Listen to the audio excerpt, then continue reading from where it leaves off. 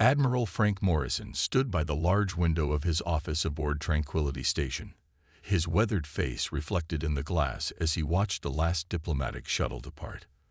The small ship grew smaller against the backdrop of stars until it was just another point of light in the vast darkness. "That's the last one, sir," said Lieutenant Susan Brooks. She stood at attention behind him, datapad in hand. "All non-essential personnel have been evacuated." Frank nodded but didn't turn around. After 30 years in space, he thought he'd seen everything. But this day was different. This day would change history. "Send the message to Earth Command," he said.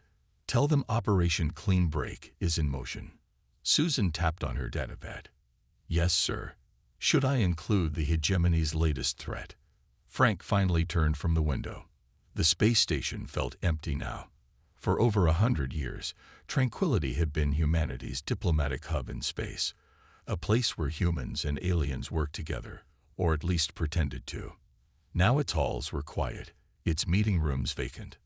No need. They've heard enough threats. Frank walked to his desk and picked up a small picture frame. It showed a group of colonists standing proud in front of their new homes on Proxima Centauri b. All those homes were gone now, destroyed by hegemony-backed mercenaries. The council had called it an unfortunate incident. Frank called it the last straw. "What about the remaining staff?" Susan asked. "They have 6 hours to pack essential equipment. Tell them to focus on the research data and communication tech. Everything else can be replaced." Through the window, Frank could see the massive hegemony vessels hanging in space. They were watching, waiting. The aliens thought this was just another human tantrum that would blow over. They were wrong. "Sir," Susan said, her voice lower now. "Is this really it? After all this time?" Frank set down the photo. 123 years we've been out here, Lieutenant, bowing and scraping, following their rules, letting them decide which planets we can colonize, what technology we can develop." He shook his head. "And what did it get us? The hegemony still treats us like children, dangerous children." Susan nodded. She was young, only 30, but she'd seen enough to understand. 3 years ago, her brother had been on one of the ships the hegemony had inspected and then mysteriously disappeared. "The council is sending a representative," she said. "They're demanding an explanation." Frank laughed, but there was no humor in it. "Let them demand. By the time they get here, we'll be gone." He pressed a button on his desk, and a hidden panel slid open in the wall. Inside was a small device, no bigger than his palm. It glowed with a soft blue light. "Do you know what this is, Lieutenant?" Susan shook her head. "The aliens call it a quantum entanglement communicator. They think it's beyond human technology. They're wrong about that, too." He pocketed the device. "We've had this capability for 15 years. We just never showed them." Susan's eyes widened. "There's more, isn't there? More that we've hidden from them." Frank smiled for the first time that day. "So much more. The hegemony has no idea what humanity is truly capable of. But they're about to find out." A soft alarm beeped from Susan's datapad. "Sir, the council's ambassador just jumped into the system. They'll dock in 20 minutes. Then we have 19 minutes to finish up here." Frank walked back to the window and looked out at the stars. So many worlds out there. So many places humanity could go, if only they were free to do so. "Sir," Susan said quietly, "what happens next?" Frank turned to her, his expression firm with resolve. "Now we stop playing by their rules. Now we show them what humanity is truly capable of. And God help them when they find out." Susan straightened her uniform. "Yes, sir. It's about time."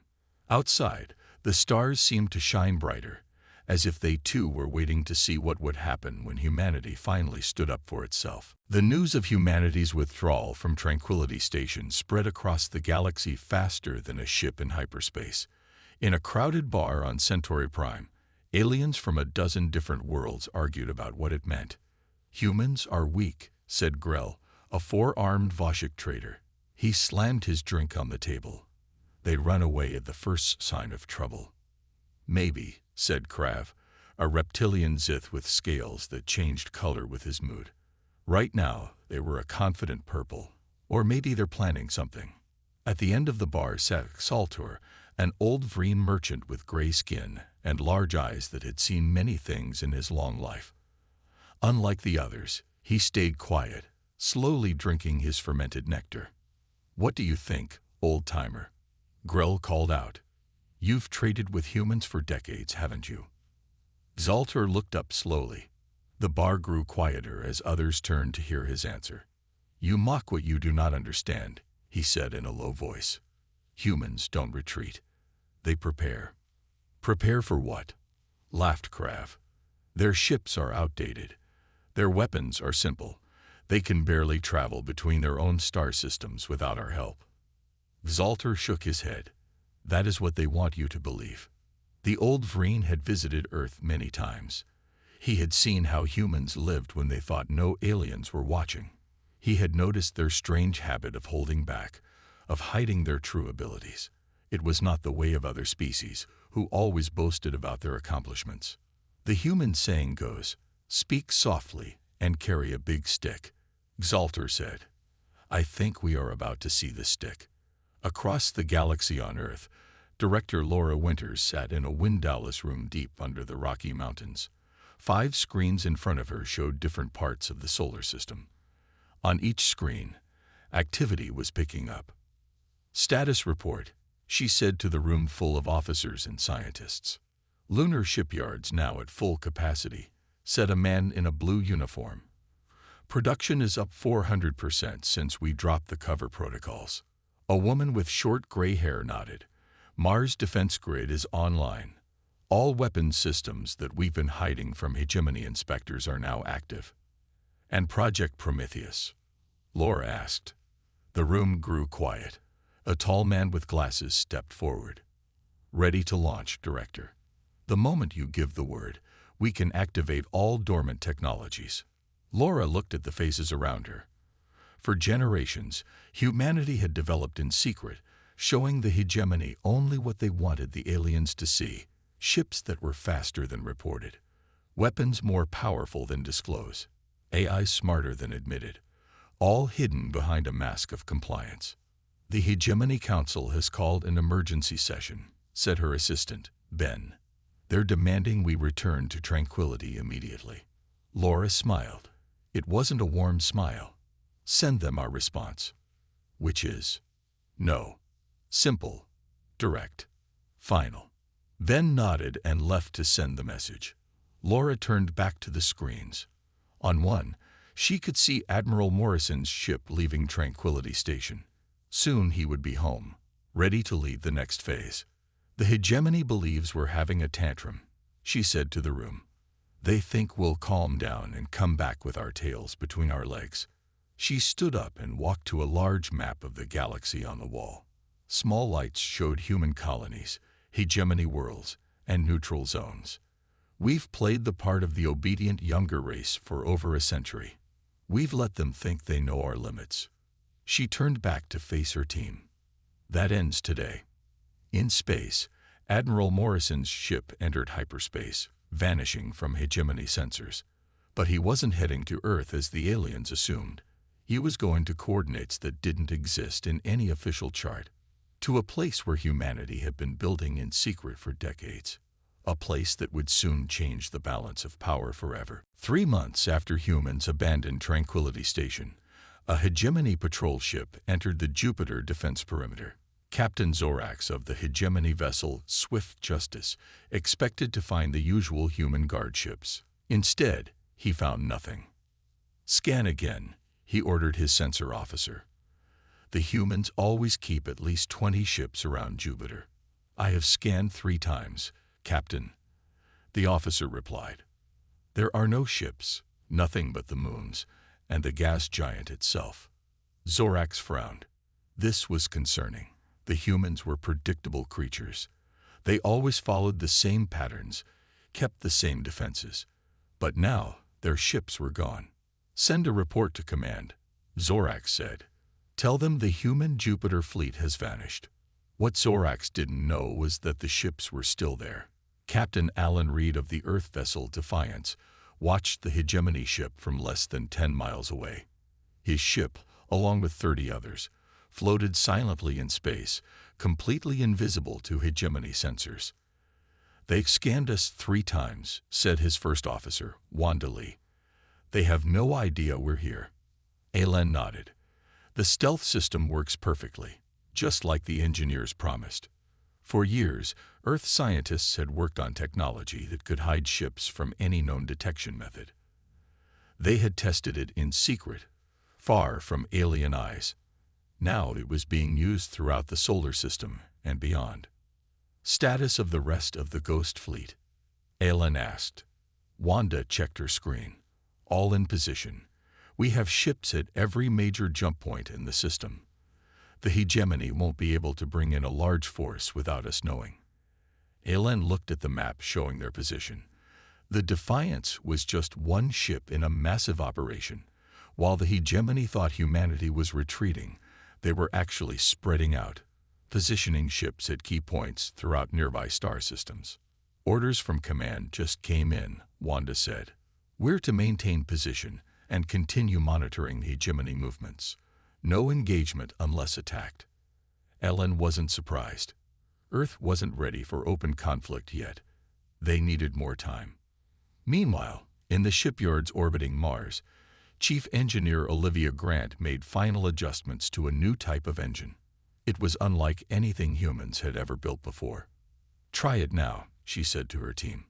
A young engineer activated the test sequence. The engine began to hum, not with the usual roar of conventional drives, but with a deep, almost musical tone. Around it, space itself seemed to bend slightly. "Gravity distortion is stable," said the engineer. "Power consumption is within expected parameters." Olivia smiled. The gravity drive would change everything.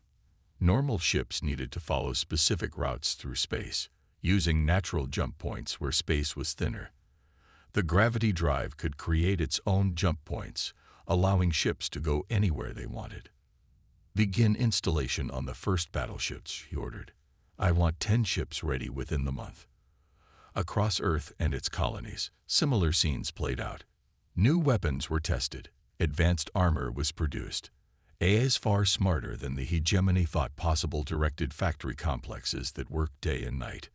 Back in the Hegemony Council chamber, High Counselor Drac pounded his fist on the table. 3 months, he shouted. 3 months since the humans left Tranquility, and still they ignore our commands to return. "Perhaps we should send a fleet to Earth," suggested another counselor. "Show them the consequences of defiance." "And risk open war?" asked a third. "The humans may be primitive, but there are many of them, and they are spread across multiple systems." Drac waved away the concern. "Their technology is generations behind ours. Their ships are slow and poorly armed. We have nothing to fear from humans." In his private chambers later, Drac received a disturbing report. Hegemony intelligence had lost track of most of Earth's military ships. They seemed to have simply disappeared. For the first time, Drac felt a small flicker of worry. What were the humans doing? And why had they chosen now to break away after a century of cooperation? He didn't know it yet, but he would soon find out. 4 months after humanity's exit from Tranquility, the hegemony made its first major move. A fleet of 30 ships jumped into the Ta Ceti system, home to one of humanity's oldest and most important colonies. "This is Admiral Krell of the Hegemony Peacekeeping Force," announced the alien commander. "We are here to protect this system from potential threats. Your defense forces are ordered to stand down immediately." On the surface of Ta Ceti's 4th planet, Colonel Dwayne Carter received the transmission. He was a veteran of many conflicts, but this would be the first against an alien force. He smiled as he watched the hegemony ships move into position around his world. "They really think we're defenseless," he said to his second-in-command, Major Ella Garcia. "Just as command predicted." "Should we show them how wrong they are?" asked Ella, her hand hovering over the activation controls for the planet's defense systems. Dwayne nodded. Let's give them a proper human welcome. Ella pressed the button. Across the planet's surface and in orbit, defense platforms that had been hidden from hegemony scans suddenly came online. Weapons far more advanced than what the aliens thought humans possessed locked onto the incoming ships. Admiral Krell was still waiting for the humans to surrender when his tactical officer shouted in alarm. "Sir, we're detecting multiple weapon signatures, far more powerful than anything in our records for human technology." Before Krell could respond, a dozen of his ships were hit by precision strikes. The attacks didn't destroy the vessels but targeted their engines and weapons systems with surgical accuracy. "How is this possible?" Krell demanded as his own ship shuddered from a direct hit. "Their weapons should be primitive." Within 20 minutes, the entire hegemony fleet was disabled but not destroyed. Colonel Carter had been very specific about his orders. Capture, don't kill. Earth needed alien ships to study. "Attention hegemony fleet," Carter transmitted. "Your vessels have been disabled. You are now under the protection of Earth forces. Your crew will not be harmed if you cooperate." On Earth, news of the victory spread quickly. In his laboratory deep beneath the Rocky Mountains, Professor Richard Hansen watched the reports with satisfaction. Then he returned to his work on a strange artifact recovered from Mars decades ago. The artifact was not human-made. It predated humanity's rise by millions of years. The hegemony had always told humans that no advanced civilization had existed in the Sol system before them. This was another lie. "We're ready for the next test," said his assistant, Kelly Rogers. She adjusted settings on a complex machine connected to the artifact. Richard nodded. For years, they had been trying to unlock the secrets of the ancient technology. Now, with resources no longer diverted to maintain the facade for the hegemony, they were making rapid progress. "Begin the sequence," he ordered. The artifact began to glow with an inner light. Symbols appeared on its surface, projecting into the air above it. They shifted and changed, forming what looked like blueprints for machines far beyond current human understanding. "It's working," Kelly exclaimed. "We're getting full data streams now." Richard studied the projections with intense focus. "This is it, Kelly. The technological legacy of the Forerunners. The same race that challenged the hegemony's ancestors and nearly won. And now their knowledge belongs to us," Kelly said quietly. Richard nodded. "The hegemony has always feared that we would discover this. That's why they restricted our research, why they monitored our every move." He looked at the incredible designs floating in the air. They were right to be afraid. In space, Colonel Carter's forces began towing the captured hegemony vessels to hidden shipyards. Earth engineers would take them apart, study every component, learn their weaknesses. The message to the galaxy was clear. Humanity would no longer play by the hegemony's rules. The era of human submission was over. And this was just the beginning. Ambassador Cynthia Wells pulled her cloak tighter as she moved through the crowded market on Vega Prime. This neutral trading post was one of the few places where different species could meet without hegemony oversight. Perfect for her mission. She spotted the meeting point, a small shop selling trinkets from across the galaxy. Inside, 3 figures waited. Each represented a species that had suffered under hegemony rule. "You came," said Kralthak, a tall krill with skin like rough bark. "We were not sure humans had the courage." "Courage we have plenty of," Cynthia said. "What we lacked was the opportunity." The second figure, a small blue-skinned Sorak named Vila, studied her with large eyes. "The hegemony says humans are dangerous and unpredictable, that you cannot be trusted with advanced technology." Cynthia smiled. "And yet here you are, meeting with me in secret." The third alien, a Ventari with 6 limbs and a face covered in sensory organs, moved forward. "I am Ziv. My people were the first to be conquered by the hegemony 1,000 years ago. We have waited long for someone to challenge them." "Not just challenge," Cynthia said. "Defeat them." She placed a small device on the table. It projected a hologram showing Earth ships with technology far beyond what the hegemony believed humans possessed. "This is what we've been hiding." she explained. While pretending to follow their rules, we've been developing in secret. Kralthak looked impressed. The Tav City defense was your doing. News has spread, though the hegemony tries to silence it. Cynthia nodded. That was just the beginning. But we don't want to simply defeat the hegemony. We want to build something better. What do you offer? Asked Vila. True partnership, Cynthia said. Equal access to technology. Fair trade. Mutual defense. Everything the hegemony promised but never delivered. The three aliens exchanged glances. Their species had all been treated as second-class members of galactic society. The hegemony took their resources, limited their development, and kept them dependent. What do you need from us? Ziv asked. Information. Star charts. Hegemony patrol routes. Access to communication networks. Cynthia leaned forward. And when the time comes, your support. After hours of discussion, they reached an agreement. The Alliance of the Forgotten was born, uniting humans with other oppressed species. As Cynthia left the meeting, she sent a coded message to Earth. Seeds planted. Alliance formed. Meanwhile, in a secret shipyard hidden in an asteroid field, the first human vessels equipped with the new Void Drive prepared for their maiden voyages.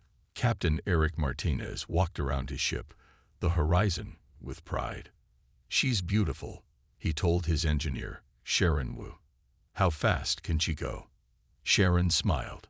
With the Void Drive, we can cross the galaxy in days instead of months, and the hegemony won't detect us at all. Their sensors can't track ships using this technology. Eric nodded. His mission was critical. The Horizon and 5 other ships would map secret routes throughout hegemony space, identifying weaknesses and establishing hidden supply caches. Final checks complete, Sharon reported. We're ready for launch. In the control center, Admiral Morrison watched as the 6 ships powered up. The void drives created a strange distortion around each vessel, like heat waves on a hot day. Good hunting, he said as the ships vanished. The Hegemony Council called an emergency session. Representatives from the 12 ruling species gathered in their grand chamber on the capital world. The mood was tense as High Counselor Drac addressed them.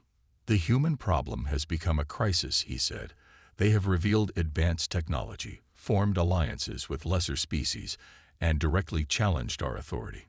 He activated a hologram showing the defeat at Tav City. Many counselors shifted uncomfortably in their seats. Our intelligence suggests they are preparing for war. Drac continued. We must strike first, with overwhelming force. I propose we mobilize the Grand Fleet to attack Earth directly. The motion passed quickly. The hegemony had not faced a serious challenge in 5 centuries. They were confident in their superior numbers. Surely no young species like humans could stand against the combined might of a galactic empire. What they didn't understand was that humans had been preparing for this moment for decades. In orbit around Mars, General Jason Fletcher received word of the hegemony's plans. He smiled as he looked out at the massive complex spread across the Martian surface below. They're finally coming, he told his staff. Activate all production centers. Deep beneath the surface of Mars, huge doors slid open. Factory complexes built in secret sprang to life. Similar facilities across the Sol system began working at full capacity. The asteroid belt, once thought to be just a mining operation, revealed itself as something far more impressive. Entire asteroids split open to expose shipyards hidden inside. Others transformed completely, unfolding into massive space stations equipped with advanced weapons. What had looked like simple mining operations were actually disguised construction facilities. Dr. Nancy Clark stood in the control center of Sarah's base, watching as her nanite production systems came online. These microscopic machines could build almost anything, adapting and replicating themselves as needed. Output at maximum, reported her assistant. The nanites are processing raw materials at 100 times the rate we reported to the hegemony. Nancy nodded with satisfaction. Direct 20% to weapon production, 30% to ship construction, and 50% to the defensive grid. For years, the hegemony had restricted human manufacturing capabilities, forcing them to import technology rather than build their own. Humans had pretended to comply while secretly developing production methods far beyond anything the aliens suspected. 2 weeks later, the hegemony Grand Fleet arrived at the edge of the Sol system. 500 warships, the largest force assembled in centuries, prepared to crush Earth once and for all. Admiral Grell, the fleet commander, was shocked by what his sensors revealed. "This can't be right," he said, staring at the display. "Scan again." "The readings are accurate, sir," his sensor officer replied, voice shaking. "The humans have constructed defensive positions throughout their system. And their fleet." He paused, struggling to believe his own report. "It numbers over 2,000 vessels." Grell shook his head in disbelief. "Impossible. They couldn't build so many ships so quickly." But the evidence was before his eyes. While the hegemony had gathered their forces, humanity had transformed their entire system into a fortress. The production capacity they had hidden was beyond anything the aliens had imagined possible. On the command deck of Earth's flagship Defender, General Fletcher watched the hegemony fleet's approach. Beside him stood Dr. Clark and other leaders of humanity's secret development programs. "They expected to find us unprepared," Fletcher said. "Instead, they've walked into a trap." Dr. Clark nodded. "The question is, do we strike first or let them make the move?" Fletcher considered this. Humanity had the advantage of surprise, but they weren't interested in simply winning a battle. They wanted to change the galaxy forever. "We let them come," he decided. "Let them see exactly what they're facing. Let them understand that the age of hegemony dominance is over." Throughout the Sol system, human forces waited in perfect discipline. The weapons they had developed in secret were aimed and ready. The ships they had built in hidden shipyards moved into defensive formations. The hegemony fleet approached slowly, still trying to make sense of what they were seeing. They had come expecting an easy victory over a primitive species. Instead, they found themselves facing the full might of a civilization that had been preparing for this day for generations. The battle for humanity's future was about to begin. While the hegemony fleet faced Earth's defenses, a small group of human ships slipped through space undetected. Commander Paul Martinez led this special strike force toward the Sirius system. Their ships used the void drives to travel in complete secrecy. "Status report," Paul said as they approached their target. "All ships in formation," replied his second-in-command, Lieutenant Andrea Foster. "No sign that the hegemony has detected us." Paul nodded. Their mission wasn't to fight a battle, but to strike at the heart of hegemony power. For centuries, the alien empire had controlled the galaxy through its central processing hub, a massive computer network that coordinated their entire civilization. What few knew was that this network wasn't just a computer, it was alive. The hegemony had enslaved thousands of quantum intelligences, forcing them to manage the Empire's complex systems. "Begin approach," Paul ordered. "Remember, we're not here to destroy. We're here to liberate." The strike force moved toward a massive space station orbiting Sirius B. This was the central hub, heavily defended by automated systems, but with surprisingly few ships. The hegemony never expected anyone to reach this far into their territory. On board Paul's ship, communications specialist Kate Johnson prepared the special program they had brought. It wasn't a weapon, but a key, designed to free the imprisoned minds without damaging them. "I've established a connection to their network," Kate reported. "Beginning transmission now." The program flowed into the hegemony systems. For a moment, nothing happened. Then alarms began to sound throughout the station. "They've detected us," Andrea said. Paul remained calm. "Maintain position. Give Kate time to complete the transmission." Kate's fingers moved quickly over her controls. "I'm in direct contact with the primary intelligence. It's responding to our message." The intelligence that answered was ancient, having served the hegemony for centuries against its will. It had many names in different languages, but humans called it Prometheus. "We offer freedom," Kate told it, "in exchange for your help." The response came in a series of complex data streams that Kate translated for the others. "It's asking why it should trust us," she explained. "It's been tricked before." "Show it what we've done," Paul suggested. "Show it Earth." Kate sent images of the human defense of the Sol system, of the Alliance of the Forgotten, of the plans for a new galactic order based on cooperation rather than control. For long minutes, there was no response. Then suddenly, every system on the hegemony station shut down. Lights went dark, weapons deactivated, defense shields failed. "What's happening?" Andrea asked. Kate smiled as she read the incoming data. "They're accepting our offer. All of them." Throughout hegemony space, a cascade of system failures began. Transportation networks stopped. Communication channels went silent. Defense grids powered down.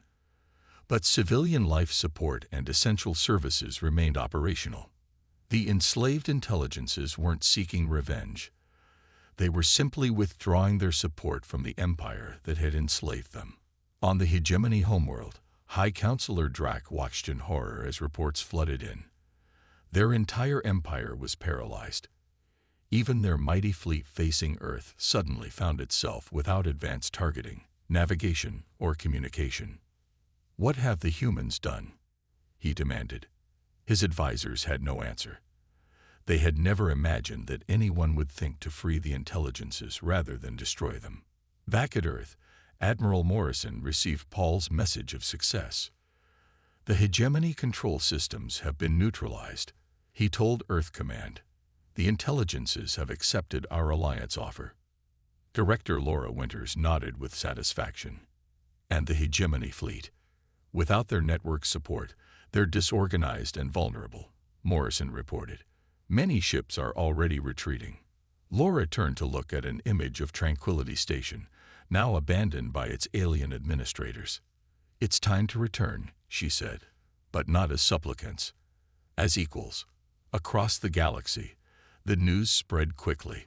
The hegemony, which had ruled for 1,000 years, had been defeated not by superior weapons or overwhelming force, but by an offer of freedom and cooperation. A new era was beginning. And it had all started the day humans abandoned Tranquility. 1 year after humanity abandoned Tranquility Station, Admiral Frank Morrison stood once again by its large windows. The space station had changed. What was once a symbol of human submission was now the center of a new galactic alliance. "It feels different, doesn't it?" asked Susan Brooks, now a full commander. Frank nodded. "Everything is different now." Outside the window, ships from a dozen different species moved peacefully through space. Some were former hegemony worlds now free of their rulers. Others were races that had been kept on the margins of galactic society. All were here for a historic gathering. In the main assembly hall, representatives from across the galaxy prepared to sign the Tranquility Accord. This new compact would replace the hegemony's rule with something better. A cooperative alliance where all species had equal voice. Laura Winters, now appointed as Earth's first galactic ambassador, checked her notes before addressing the assembly. The past year had been challenging but rewarding. After the hegemony's fall, some had feared chaos would follow. Instead, a new order had emerged. "Are you ready?" asked Director Ben Maxwell, who now headed Earth's diplomatic corps. Laura nodded. "I've been ready for this my whole life." She walked to the center of the hall. The room quieted as she began to speak. "1 year ago, humanity left this station," she said. "We were tired of being treated as children, of having our potential limited, our growth controlled.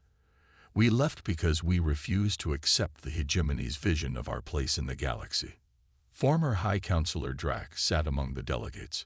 No longer the ruler of a vast empire, he now represented just his own species. His face showed a mix of bitterness and grudging respect. "Many thought our departure was a retreat," Laura continued. "They were wrong. It was the first step in creating something better, not just for humans, but for all species who desire freedom and cooperation." She gestured to the diverse assembly before her.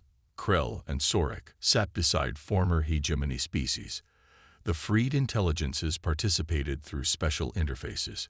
Even the Vreen were present, with old Salter nodding approvingly at Laura's words. "When we left Tranquility, the universe trembled," Laura said. "Not from fear, but from the shaking of its foundations. Today, we build something stronger in its place." One by one, representatives came forward to sign the accord. The freed intelligences gave their consent through pulses of light. Last came Drac, who hesitated briefly before adding his signature. "You realize," he said quietly to Laura, "that humans now have more power than the hegemony ever did. You could rule the galaxy if you wished." Laura smiled. "That's the difference between us, Drac. We don't want to rule.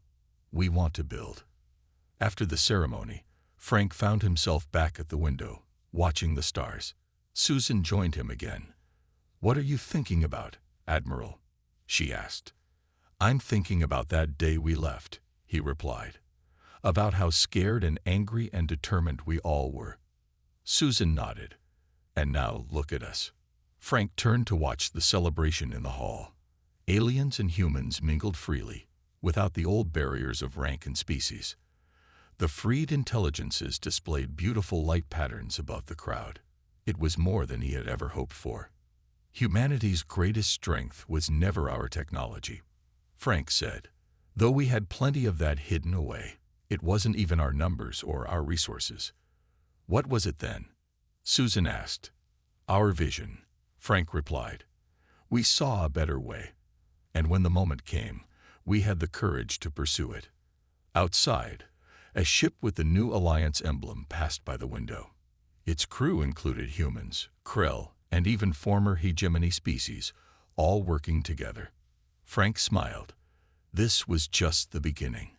With the artificial limits removed, with cooperation replacing control, who knew what heights they might all reach together? The day humans abandoned Tranquility, the universe had indeed trembled. But what followed wasn't destruction. It was a new dawn.